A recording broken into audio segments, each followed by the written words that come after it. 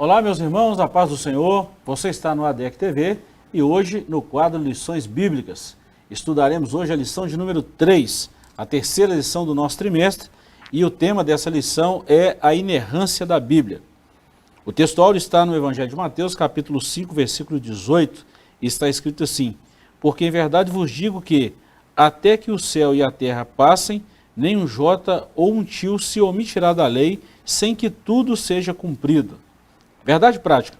A doutrina segundo a qual a Bíblia não contém erro algum denomina-se inerrância das Escrituras. Por isso podemos confiar em sua mensagem, que é incorruptível.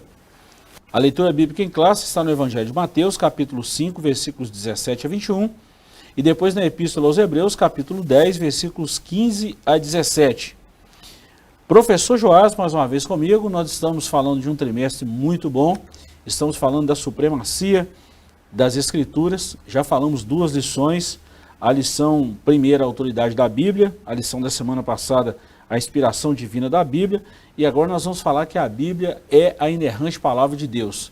Professor, podemos afirmar isso sem sombra alguma de dúvida, a Bíblia não tem erro, variação de dúvida, nós podemos afirmar isso com certeza, a Bíblia é a inerrante palavra de Deus. Qualquer um que lida há algum tempo com a Bíblia pode dizer isso com toda certeza, né? Que a Bíblia não contém erro nenhum. E abrir mão dessa verdade é um primeiro passo para o ateísmo, né? Ou para o teísmo aberto como existe hoje, nessa modernidade líquida nossa. Então, os textos que são citados aí, né, de Mateus 5, versos 17 e 18, né, o próprio Senhor dizendo que não veio revogar, né, mas cumprir. Ele diz que cada palavra, cada letra, cada sinal, né, o mínimo sinal que tem lá na Escritura, nenhum deles vai cair, né, até que tudo se cumpra.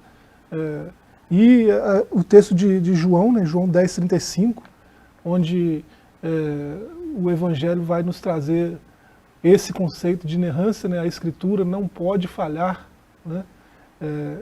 A própria Bíblia dá esse testemunho, né, de que ela é inerrante, é infalível, né? Então é um tema muito importante, o tema de hoje, né? A gente tem conversado aí, né, sobre como o óbvio precisa ser dito com mais frequência hoje, né? A gente está aprofundando sem nunca ter tocado na superfície, né? Ou quando fez isso, fez há muito tempo atrás, as pessoas esqueceram de certas coisas, né, como a inerrância da Escritura, a infalibilidade da Escritura. É muito bom falar disso, né? Muito bom. Professor, ainda mais que nós estamos vivendo num contexto aí em que há muitas controvérsias, né, vamos falar assim, o relativismo atual que muitos estão vivendo, estão assim metralhando a palavra de Deus. Nada melhor como uma lição como essa, para a gente discutir esse assunto e definitivamente a gente falar, afirmar, reafirmar sobre a inerrante palavra de Deus. Eu acho que é muito bom esse tema. É isso. Muito bom. Vamos lá, professor. Nós precisamos entender que dentro dessa lição, né, a gente vai falar do objetivo dessa lição, que é informar que a Bíblia é isenta de qualquer tipo de erro, explicar que o Espírito Santo manteve a relação divina e incorruptível e constatar que a Bíblia é a verdade de Deus. Nós falamos isso aqui, professor, um tempo atrás, que a Bíblia não contém a palavra de Deus, a Bíblia é a palavra de Deus e é a inerrante palavra de Deus. Quero começar essa introdução aqui falando, há muito tempo atrás eu vi uma matéria da Veja, isso tem muito tempo, tem mais de 15 anos, de um cientista europeu falando que analisando a oração do Pai Nosso. Ele estava analisando palavra por palavra, dizendo que algumas das palavras que está escritas em Mateus, da oração do Pai Nosso, ou nos Evangelhos, não são palavras de Jesus. E eu comecei a pensar, ele partiu de que pressuposto para afirmar que aquilo ali não é a palavra de Jesus? É incrível como a Bíblia, nós podemos falar isso, que a Bíblia é um dos livros mais vendidos, o livro mais lido, mas também um dos livros mais perseguidos. Sim.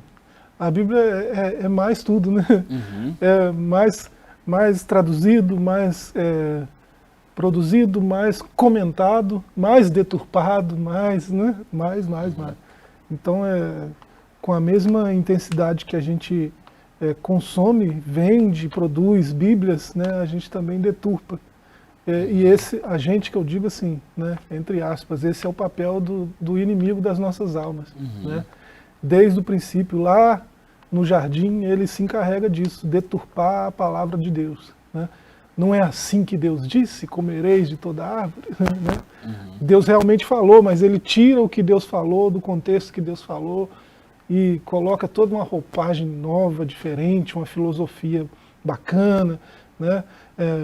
As falácias, né? E aquilo acaba tomando um encanto, né? Aos humanos, né? E ele age assim desde o princípio e não mudou a tática. Ele fez isso no jardim, fez isso no deserto com o próprio Filho de Deus, né? E faz isso hoje, deturpar a Escritura. A primeira coisa que ele vai dizer, né, para quem começa a ter contato com o texto, ou para quem já lida com o texto há algum tempo, a primeira tática dele vai ser demonstrar algum erro da Bíblia. Ó, esse trecho aí, tá vendo? Isso aí está errado. Né? O primeiro conceito que ele procura derrubar, né, para fazer alguém desacreditar da Bíblia é a sua inerrância. Né? Por isso que é tão importante a lição de hoje. Muito bom. Foi assim com o primeiro casal, né, professor? Pois é. E está sendo assim até hoje, com muitas pessoas que desacreditam da autoridade, da autenticidade e da inerrância da Bíblia. Pois é. A gente vê isso constantemente. E a gente não está vendo isso longe não, tá? É o que mais implica, né? O que mais incomoda. Introdução. A infalibilidade e a inerrância são vocábulos que apontam a veracidade das Escrituras, indicam que a Bíblia Sagrada não falha e não erra. Significa afirmar que ela é a verdade em tudo o que diz, tanto em questões espirituais quanto históricas e científicas. Nessa lição, veremos a inerrância, a preservação e a verdade da palavra de Deus. Professor, quem se mantém por manter a Bíblia intacta, inerrante e cumprindo dia após dia o próprio autor, que é Deus. Isso. Então a gente vê isso aí claramente nas Escrituras também. O próprio Deus que inspirou os escritores, né, ele cuidou de preservar o texto. E ele dá o sentido e o significado do texto hoje, né, para quem lida com o texto. Né. Não tem nenhuma técnica de exegese, de crítica textual, ou qualquer outra ciência que possa surgir de análise de texto que supere, né, a explicação do próprio autor. Né? E ele se dispõe a fazer isso. Né? O Espírito Santo que inspirou a Escritura, ele também revela e ilumina, né, traz luz ao que ele inspirou os autores a escrever. Muito bom. E a gente vê nitidamente, professor, o cuidado de Deus em preservar e manter sua palavra. Isso aí não tem dúvida, né? Bom, professor, nós já falamos bastante coisa aqui nessa introdução. A estrutura da Bíblia, ela é fantástica. Nós vamos trabalhar hoje sobre a inerrância da Bíblia, é o tema da nossa lição. Capítulo 1 é o propriamente dito, e a palavra-chave nesse capítulo aqui é inerrância. A Bíblia é a inerrante palavra de Deus, não contém erro na Bíblia. Capítulo 1 aí, o ponto 1, conceito da inerrância bíblica. A inerrância é a doutrina segundo a qual a Bíblia não contém erro algum. Significa que ela é verdadeira em tudo que afirma. Desse modo, a Escritura é isenta de erros nos aspectos doutrinários, espirituais, históricos, culturais, científicos e em todos os demais temas. O argumento é irrefutável. Deus não pode errar e como a Bíblia é divinamente inspirada, ela não pode conter erros. Professor, de vez em quando a gente encontra com alguns curiosos por aí afora, né? E falam, por exemplo, vou dar um exemplo, a Bíblia fala de 2 Golias, que Davi matou um e Elnatã matou outro. A Bíblia errou. Não errou. A gente sabe que Golias era um nome comum da época, que eram pessoas que realmente existiram, há provas históricas, filosóficas, científicas, culturais, geográficas, de tudo aquilo ali. Era um herói filisteu, então é natural que filisteus, né, depois dele, coloquem esse nome nos seus filhos, né? Nome de um herói, né, para eles. Então, qual o erro? Qual o problema? Um outro fato que aconteceu esses dias agora, um dos nossos alunos de escatologia me fez uma pergunta que me fez estudar muito. que Daniel, nas 70 semanas de Daniel 11, capítulo 10, 11, 12 ali, ele fala de 1290 dias. Já Apocalipse, João, quando tem a visão, fala de 1260. Só que o período em que Daniel fala, ainda está acontecendo o sacrifício. E o período em que João fala já é a própria grande tribulação.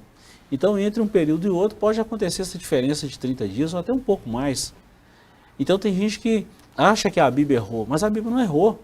Se a gente analisar o texto, o contexto, nós vamos descobrir certinho. Eu aprendi isso com o pastor João, Bíblia explica a Bíblia. Então, a gente precisa entender, precisa ler, precisa estudar, isso demanda de tempo. Eu falo isso, professor, porque muitas vezes as pessoas vêm não é o caso desse aluno, tá? Deixar bem claro, mas muitas pessoas vêm num tom de especulação, e a Bíblia não funciona desse jeito. A Bíblia não é um livro de especulação. Não, assim, a gente precisa entender também que é um texto antigo que foi escrito num idioma antigo. E assim, quando a gente diz que a Bíblia não tem erro nenhum, a gente está falando da Bíblia inspirada, o texto original, né? Está lá em hebraico, aramaico e grego. Esse texto original foi inspirado palavra por palavra, como a gente já viu nas lições anteriores aí. Né? Então, quando a gente encontra as traduções, tem problemas? Tem problemas. Sim. Né? Algumas traduções têm até erros? Tem erros. Né? Mas quando você compara com o texto original, né, aí você não encontra esses mesmos erros, tudo é esclarecido. Né? Sem falar de outras coisas que a gente precisa levar em conta quando está lidando com um texto antigo como esse. Né? Verdade. Mas essa é uma chave para entender isso, esse conceito de inerrância. Né? Verdade. E dentro da teologia, professor, a gente sempre fala isso, que a gente estuda uma disciplina que é a hermenêutica, não é? O ato de interpretar. E dentro da hermenêutica tem a exegese, que a gente vai só esmiuçando o texto. Então, aos nossos ouvintes aí que estão sempre acompanhando a gente, é bom que a gente sempre fala disso, porque nós já passamos por lá, a gente conhece esse conteúdo hermenêutico, exegético da palavra de Deus que a gente vai esmiuçando, e a gente pode falar sem sombra de dúvida que a Bíblia não tem erro. De jeito nenhum. Muito né? bom isso. Hoje em dia tem muita gente, até que se diz pastor, se diz teólogo, dizendo esse tipo de coisa, né? Que a Bíblia contém erros, ou que ela é infalível só quando fala de salvação, né? Mas no mais ela tem alguns erros, que é impossível que um livro não tenha erro. E tem esses argumentos de gente que é cristão, que é pastor, que é teólogo. Né? Um debate recente que está bombando aí na internet, né? De um podcast muito conhecido, onde esteve Luiz Saião, Vitor Fontana e um outro pastor, né? Discutindo sobre o personagem Jesus, né? O Jesus histórico e tudo mais. E assim, a gente vê gente que sabe o que está falando, né? Como que o contraste é grande quando tem alguém que sabe o que está falando. Luiz Saião, por exemplo, né? É um biblista, né? Fala os idiomas originais fluentemente, né? Conhece fluentemente os idiomas originais, é professor de teologia, né? Foi coordenador, né, de uma tradução da Bíblia. Então é alguém que sabe o que está falando. Aí você vê com o contraste quando debate com alguém que é dessa nova teologia aí, né, essa hipergraça que é pregada hoje, mistura um monte de coisas para ir, né, tem uma lente muito assim, muito enviesada para ler o texto, né? Não é desprovido de liberdade para ler o texto, né? Vem com uma lente, o texto tem que dizer isso que eu estou querendo que diga. Né? Aí quando você vê pessoas que sabem lidar com o texto, né, conversando com gente assim, você vê a diferença. Né? Então é preciso manejar bem, isso é uma prerrogativa exigida, né, de quem lida com o texto. Né? Maneja bem a palavra da verdade, né? Um bom obreiro faz isso. Uma das dificuldades que nós temos hoje, até mesmo na hermenêutica e na exegese, exatamente é conhecer os originais, conhecer a fonte. Então tem muita gente hoje falando besteira, falando coisas que ele não sabe, que ele não conhece, e trazendo confusão. E às vezes copia de gente que está equivocada, né? Eu gosto demais, por exemplo, um teólogo, Calbart, né? Gosto demais. Mas tem alguns pontos que ele escreve, quando ele vem com aquela neo-ortodoxia dele, né? E a forma como encara o texto bíblico, né? Isso é muito estranho, né? Por mais que seja alguém que tenha uma cabeça maior do que a minha, né? Teoricamente falando, né? Alguém que pensa muito mais do que eu, né? Mas é um tipo de coisa que não cabe, né? Você que anda com o texto na mão desde criança, você sabe que o que ele está falando não condiz com o que você viu no texto, né? Então a gente precisa ter essa experiência, né? De procurar no autor do texto o que o texto quer dizer, né? Só a exegese não basta quando se trata de Bíblia. Né? A exegese é muito bom para interpretar qualquer texto, inclusive a Bíblia. Mas quando se trata de um texto sagrado, né, inspirado por Deus, a gente precisa, né, consultar a fonte original. Né? E isso não quer dizer só buscar o texto grego, só buscar o texto hebraico. Né? Isso quer dizer buscar o autor do texto, né? Aquele que inspirou o texto. E tem muitos livros paralelos também, professor, como por exemplo um livro de geografia, um livro de história, que vai auxiliar na interpretação. Com certeza. Né? Principalmente a geografia e a Cultura, história bíblica, né? a cultura bíblica, ela precisa estar atrelada à interpretação. Claro que o autor é fundamental, sensacional, né? Isso é muito bom. Bom, professor, nós falamos aí desse conceito.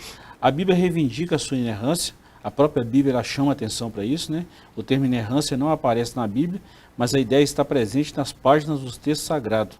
No livro de Provérbios está escrito que toda palavra de Deus é pura, Provérbios 35. O salmista afirma que a palavra do Senhor é provada, Salmo 18, 30. Samuel assegura que o caminho de Deus é perfeito e a palavra de Deus refinada, segundo Samuel 22, 31. Cristo atestou a inerrância ao afirmar que nenhum jota ou tio se omitirá da lei. E ainda o ponto 3, e a gente encerra o nosso primeiro bloco aqui, professor, a infalibilidade e a inerrância da Bíblia. O vocábulo infalível indica o que não pode nem consegue falhar. Em relação à Bíblia, significa que suas palavras hão de se cumprir cabalmente. Por causa da etimologia e os termos inerrância e infalibilidade, são por vezes confundidos como sinônimos. Então, professor, a gente analisa aqui, pela escritura, já falamos aqui desde a primeira lição, que é uma lição muito boa esse trimestre. E nós estamos falando da inerrância, da infalibilidade da palavra de Deus. A Bíblia não contém erro, não tem variação. E quando nós estamos falando isso aqui, nós podemos afirmar sem sombra de dúvida, mais uma vez, porque o autor da Bíblia é Deus. Pois é. Você vê, e eu achei interessantíssimo esse ponto 2 aqui, né? Que, assim, atesta tudo que a gente acabou de falar aqui, né? Sim. Que você precisa conhecer o texto original, não precisa ser especialista em hebraico, em grego, nada disso. Tem bons dicionários, tem bons léxicos de graça na internet. Sim. Né? E não se trata de pirataria, de graça mesmo. Coisa boa, tem, coisa boa. Tem aplicativos, sites que tem isso. Você vê aqui 3 textos são citados, né? Provérbios 35, Salmo 18, 30, 2 Samuel 22, 31. E é interessante que aqui tem 3 traduções diferentes, né? Em 3 textos diferentes, que na verdade no original estão escritos do mesmo jeito. Olha só, né? Como é importante conhecer, né? O texto original, as 3 palavras que estão lá, né? Que a escritura, a palavra é pura, a palavra de Deus é pura, né?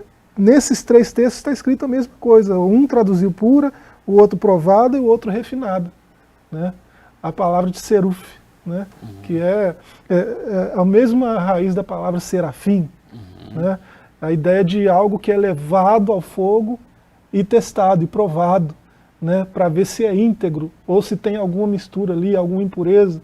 E quando Davi compôs esse cântico, não é Samuel que assegura, né? Você vê, né, no próprio versículo 1 desse capítulo 22 aí, que é Davi que compôs um cântico depois que Deus deu vitória de Saul e de outros inimigos do povo de Israel, né? Aí ele compôs esse cântico. É um salmo de Davi, que é repetido por seu filho lá em Provérbios, né? E por ele mesmo aqui no Salmo 18. É isso que acontece com a Escritura. Ela é provada, né?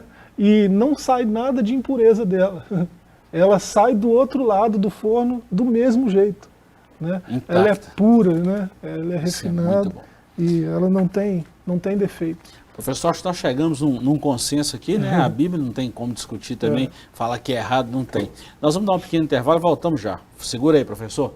Nós vamos fazer um pequeno intervalo e voltamos já com o segundo bloco dessa lição que está imperdível. Não saia daí.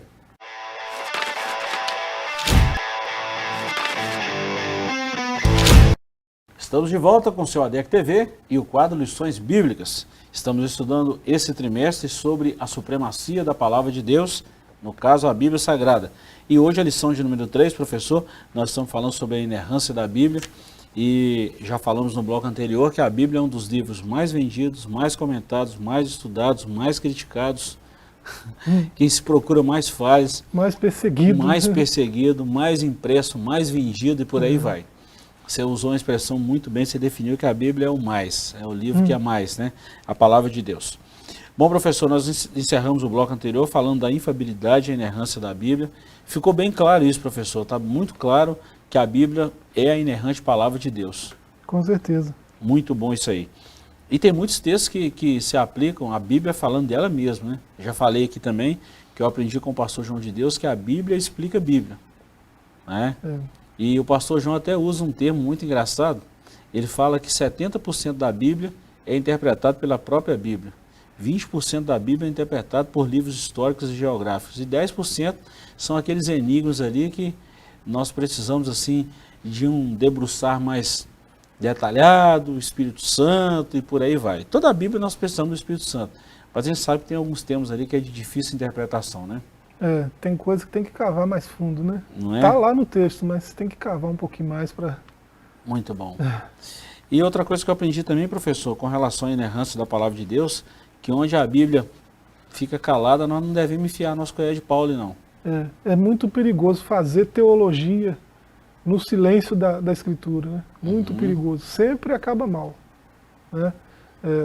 Você acha que aquele texto quer dizer alguma coisa que, né, não está em lugar nenhum da Escritura. Aí você faz teologia em cima desse achismo, né, e o problema está criado, né? Perigoso. E hoje está cheio disso aí, né? Demais da conta. Hoje tem muita coisa disso aí. Pega um texto isolado, por exemplo, tem versículo isolado na Bíblia? Tem. A Bíblia tem 31.173 versículos e tem algum texto ou outro que é isolado, que foi para aquela época, para aquele autor, para aquele povo, para aquela pessoa.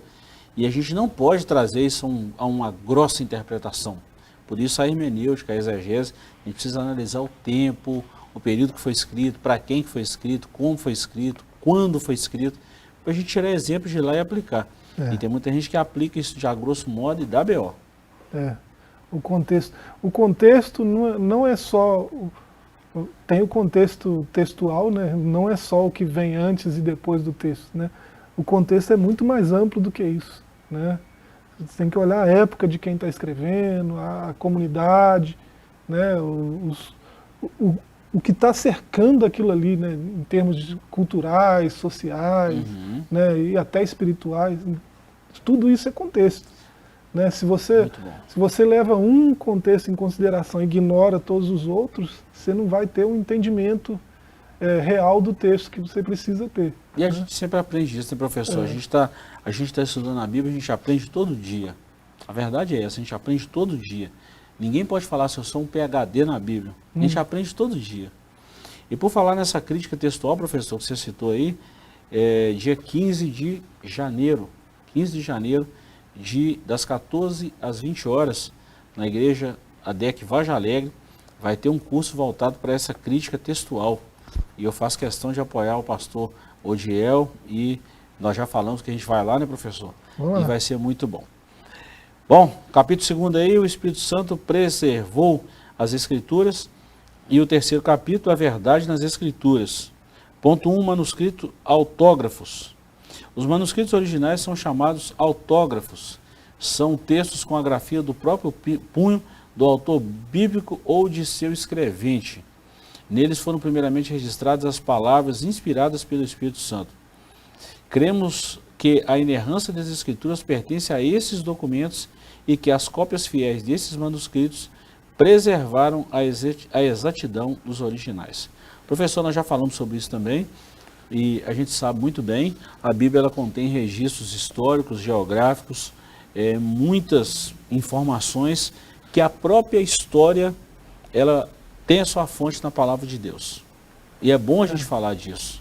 Isso é muito interessante. Acontece muito com os textos do Antigo Testamento, né? De tempos em tempos alguém acha lá um manuscrito, né? Depois de Qumran Han, então, né, aconteceu menos, mas a quantidade de manuscritos foram achados lá. Você pega aqueles manuscritos que são tanto mais recentes do que os textos que tinha na época apostólica, por exemplo, né, e você compara um com o outro, né, um texto de 900 anos atrás, o outro de 300 anos atrás, o outro. Aí você compara, tá tudo dizendo a mesma coisa, exatamente a mesma coisa. Então são cópias fiéis do texto original, né? Não tem mais um manuscrito, tá, não tem. Mas aí tem 20 mil cópias dizendo a mesma coisa, quer dizer que não fugiu nada do manuscrito, porque as cópias mais recentes e as cópias mais antigas estão dizendo a mesma coisa. Então são cópias fiéis ao manuscrito, né? Isso é importante de entender também, para não cair nessa falácia, né, dos erros da Bíblia, né? A Bíblia não contém erros. Professor, e um negócio muito importante que você falou, é exatamente como Deus preservou esse conteúdo bíblico, para que hoje nós tivéssemos a Bíblia traduzida em português, que veio da Vulgata, do latim, que veio do grego, né, que por sua vez veio do hebraico, vamos falar assim dos originais, né? A Bíblia original está em 3 idiomas, o hebraico, aramaico e o grego. Alguns textos ali, Neemias 8 e 9 em aramaico, pouco texto em aramaico, a maioria dos textos do Antigo Testamento em hebraico e o Novo Testamento em grego. Então, esses textos traduzidos para outras línguas, né, chegou até o nosso português. E quando a gente vai comparar o nosso português com o grego, o hebraico ou o aramaico, a variação da transliteração desses textos é muito pequena. Ou seja, não muda o conteúdo, a essência do texto sagrado. Isso é muito bom a gente destacar. Muito bom. Muito bom. Sem falar que especialistas aí, né, nessa crítica textual, né, especialistas em linguística, mostram que até o texto grego ele tem muitos elementos hebraicos, né? O sujeito escrever num idioma pensando em outro, né? Tem muito disso, e isso também é sensacional de se pensar. Muito bom, né? muito bom. Porque muito do Novo Testamento é iluminação do Antigo, né? Revelação do Antigo. Né? Muito bom. Então a Bíblia, ela se revela completa. Né? A Bíblia toda é inerrante, a Bíblia toda. Né? Você não pode pegar um texto e falar, não, isso aqui está errado. Né? Você tem que comparar ele com o restante que você tem, né, de escritura. E a gente sempre fala isso também, professor, para se tornar uma doutrina bíblica, ela precisa estar linkado a outros textos, como por exemplo, uma doutrina no Novo Testamento, ela tem o seu embasamento todo no Antigo Testamento. E claro, é bom a gente falar isso. Isso não está ali uma doutrina de forma aleatória. Eu não tenho, o autor não quis pegar um texto de forma isolada e fazer daquilo ali uma doutrina. Não tem isso. Ele está falando de algo que já foi escrito. Paulo usou isso quantas vezes? Paulo amava o Deuteronômio, citava Salmos, muito. Jesus sempre falou do Pentateuco. Quando a gente fala do Pentateuco, nós estamos falando principalmente de Deuteronômio, ele citava. Tanto é que Mateus 4 tem várias citações de Deuteronômio. Então a gente sabe disso muito bem. Então nós estamos falando do Novo Testamento que foi iluminado, né? O Novo Testamento ele jogou luz no Antigo Testamento na promessa, foi o cumprimento. Isso é muito bom a gente falar. É gostoso falar disso, né, professor? Você olha a leitura bíblica em classe aí, né? Sermão do Monte, Mateus 5. Aqui está a partir do 17 até o 21. Né? Você vê que ele está fazendo exatamente isso que o senhor acabou de falar aí. Né? Está trazendo, evocando um texto lá da lei, né? Lá da Torá, e está jogando luz, né? Com suas próprias... Vocês ouviram o que foi dito, né? Eu, porém, vos digo. Então ele está lançando luz, dando o real significado do texto que está lá na lei, né? Para que aqueles que estão ouvindo possam praticar a verdade de Deus, né? Muito bom. Isso é interessante. E ele faz isso porque os religiosos da sua época, né, os escribas, fariseus, né, eles pegavam os textos da lei e ressignificavam com suas próprias filosofias, né? E ele vai trazer de volta o real sentido do texto quando ele fala essas coisas. Eu, porém, vos digo. Né? Então ele não tá derrubando, ele mesmo diz isso, não vim revogar, vim cumprir. Né? Então vocês ouviram que era assim, assim, assim, né? Eu estou dizendo que é assim. E às vezes, sempre que ele traz eu, porém, vos digo, parece que o negócio aperta mais ainda. Né? Parece que a gente acha a lei muito complicada, muito apertado, né? Um caminho muito estreito, né? Mas quando ele fala, eu, porém, vos digo, parece que estreita mais ainda. Né? Então isso é interessante. É só dar uma analisada na graça, vai ver que tem muita gente que a graça é uma banalização da lei.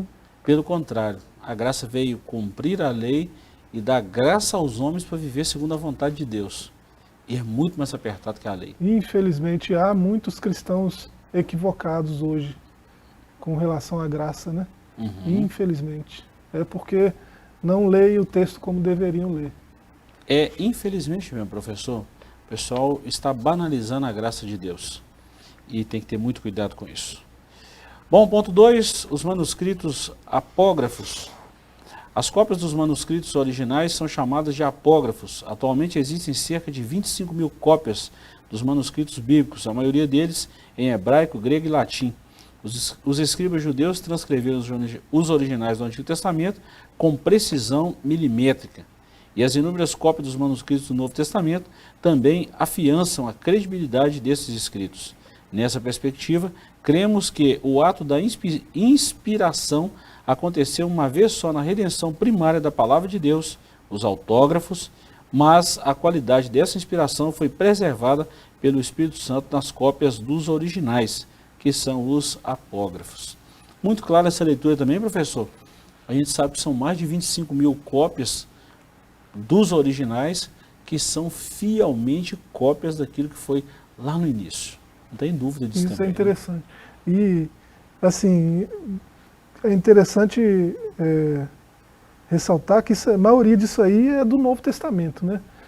E, assim, uma falácia que há, né, entre os defensores aí dessa neo-ortodoxia, eles falam que por ter uma quantidade imensa de cópia, né, o texto é prejudicado. Justamente o contrário é verdade. Né? Se tem tantas cópias dizendo a mesma coisa, há variantes, né, muitas variantes aí, variantes textuais, mas a maioria dessas variantes não prejudica o sentido do texto. Né? Variantes do tipo Jesus Cristo, Cristo Jesus. Né? Isso aí mudou o que no texto? Nada. Né? Então, a maioria das variantes é desse nível. Então, 25 mil cópias, né, de um mesmo texto, quer dizer que esse texto é importante. Eu defendo essa ideia. Se três já né? Algo que é muito importante merece ser repetido. Né? A gente fala, né, porque é importante. Verdade. Né? Então, a repetição é uma forma didática, né, de fixar o conhecimento. Então, se repetiu 25 mil vezes um texto, será que esse texto é importante? Né? Já ouvimos isso antes. Deve ser importante. Verdade. Né? Aristóteles já falava isso, né, que a repetição é a mãe de todas as habilidades. Então, essa prática de repetir o que está certo, o que é certo e o que se manteve certo. Me parece que Aristóteles era um bom professor, né? Não é? Então ele sabia o que estava falando. Não era bobo, não. Ponto 3, os apócrifos e pseudoepigráficos. Nossa declaração de fé assegura que os manuscritos apócrifos escondidos, tais como Tobias, Judite, Macabeus, Baruque e outros, apresentam erros anacronismos.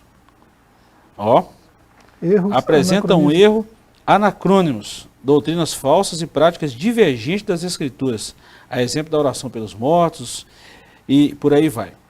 Os pseudo-epígrafos, falsos escritos, dentre eles a Assunção de Moisés e o Apocalipse de Pedro, foram produzidos por autores anônimos e espúrios, que atribuíram indevidamente sua autoria aos profetas e apóstolos. Na Bíblia dos judeus atestadas por Jesus como a lei, profetas e escritos, em Lucas 24:44, não fazia parte os livros apócrifos, nem os pseudo-epígrafos. Por essa razão, eles não integram o cânon bíblico protestante. Professor, nós já falamos muito isso aqui dos livros apócrifos, né? É uma diferença de 7 livros da Bíblia protestante para a Bíblia católica, e a gente não está fazendo uma crítica, nós estamos falando de historicidade, tá? E tem alguns livros aí que não foram considerados canônicos, ou não foram considerados, como é que eu vou dizer, livros inspirados, exatamente pela não canonicidade. Ou seja, quando foi passar pelo processo da canonização, viram que alguns textos ali não foram inspirados e não entraram no rolo dos livros inspirados. Inclusive, assim, esses textos constam na Bíblia Católica, mas foi um movimento desesperado aí da Contra-Reforma, né? De inserir esses livros no texto. Porque muitos bons teólogos católicos admitem que esses livros não são... Muitos, assim, todos que eu conheço, né, vão dizer que esses livros não são canônicos. Eles estão ali, mas né, não é... Está lá na Bíblia, mas não é Bíblia, né, em outras palavras. Né? Então, há católicos que acreditam que aquilo ali é Bíblia, lógico que existem, né, mas os bons teólogos, inclusive os católicos, que têm esses livros nas suas Bíblias, vão dizer, ó, tá aqui, mas não é cânon, não é inspirado. E eles sabem por quê, né? O bom teólogo lida com o texto com cuidado. Ele vai ver que ali tem esses anacronismos, né? Diferença de tempo. Espera aí, Tobias está dizendo que está nesse período. E quando eu leio Jeremias, ele está em outro período, então espera aí. Né? Não bate a informação. Há um anacronismo, algo está errado, os tempos não batem. Então isso não pode ser inspirado. Né? Verdade. Então, fora outros erros, né, mais graves do que esse, né?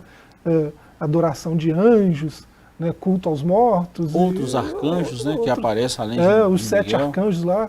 Então, assim, você não encontra certas coisas em nenhum outro texto. Né, e você encontra ali, e assim, com erros, né, erros até graves, né, muitos deles até muito graves, então você não pode dizer que são canônicos. É muito bom a gente falar sobre isso, professor. Repito, não é uma questão de crítica, mas eu tenho algumas versões, por exemplo, eu tenho a Bíblia de Jerusalém, a edição paulina, não estamos falando de coisas que a gente não conhece, que a gente não convive, né? Tanto eu quanto você, como muitos outros professores, a gente já li todos, já li Judite, Macabeus, Tobias, né? Macabeus, inclusive, muito bom. É leitura recomendada. Tem erros ali, sim, mas é leitura recomendada. A historicidade dos Macabeus é linda, linda, né? E a gente, Eclesiástico também, um livro que é apócrifo, mas ele tem um conteúdo histórico muito, muito legal. Então a gente vê isso aqui, mas contém algumas informações que não são inspiradas, e a gente sabe disso. Nós não estamos aqui criticando, nós estamos falando o que é a verdade, tá? Então por isso que a gente traz aqui na inerrância da palavra de Deus, porque alguém pode levantar essa questão também. Professor, nosso tempo está chegando no final, mas no capítulo 3 aqui, as verdades nas Escrituras, nós vemos aqui no ponto 1 que a Bíblia é a verdade plena, e a gente já falou isso desde a primeira lição. O ponto 2, a verdade espiritual e moral, e o ponto 3, a verdade histórica e científica. Bom, professor, dentro desses 3 tópicos aqui, nós não temos tempo suficiente para a gente comentar, precisaria de pelo menos mais uma hora nesses 3 tópicos aqui, né? Mas quando a gente fala que a Bíblia é a verdade plena, ou seja, a Bíblia é a verdade absoluta, ponto. A gente não pode incluir nem extrair. A Bíblia também ela é a verdade espiritual e moral, a gente vê isso muito na lei. A lei tem a função espiritual, mas tem a função moral também, e até mesmo cívica. Mas a gente vê também no ponto 3 aqui que a Bíblia ela tem uma verdade histórica e científica. Albert Einstein falava isso, né? Já falou isso, que a Bíblia sem a ciência é cega e a ciência sem a Bíblia é aleijada. olha a importância da história para a Bíblia, da Bíblia para a história. E o mesmo acontece com a ciência. Porque tem gente que acha que a Bíblia não é um livro científico, a Bíblia é a palavra de Deus, mas também pode ser considerada, e é considerado um livro de estudo, um livro científico, que traz verdades científicas, e nós não podemos abrir mão disso. Então a Bíblia é um livro completo. Sim, e se Deus não mente, a Bíblia também não mente, que é a palavra de Deus. Amém. Né? Isso está escrito na própria Bíblia, né? E também em nossos corações. Né? Quem anda com Deus tem essa certeza absoluta de que o texto que é dito inspirado por Deus é realmente inspirado por Deus. Né? Quem anda com Deus sabe disso. Né? Quem ouve a voz de Deus sabe disso. Né? Então, se Deus não mente, a Bíblia também não. Está escrito, Salmo 119, 160, né? As tuas palavras são em tudo verdade, desde o começo. Muito bom. Tudo, não tem uma palavra ali que seja contrária à verdade. Muito bom. Professor, quando a gente fala da Bíblia, nós não temos dúvida, mais uma vez, nós não temos dúvida da inerrância da palavra de Deus. A Bíblia é completa, é plena, é um livro histórico, espiritual, moral, e por isso que nós incentivamos a todos a lerem a Bíblia. É isso mesmo? Conhecer a palavra de Deus. E assim, quem tiver a oportunidade de estar com a gente na EBD, né, a gente vai falar desses assuntos aqui com muito mais riqueza, né, porque a gente tem mais tempo para isso. Verdade. Né? Nos despedimos aqui, né, professor? É isso. Queremos nos despedir, prometemos voltar na próxima semana, se Deus nos permitir. Fiquem todos com Deus, e é isso que o professor acabou de falar. Tendo a oportunidade, faça-nos uma visita. Você será muito bem-vindo ao nosso meio. Deus te abençoe, forte abraço e até lá.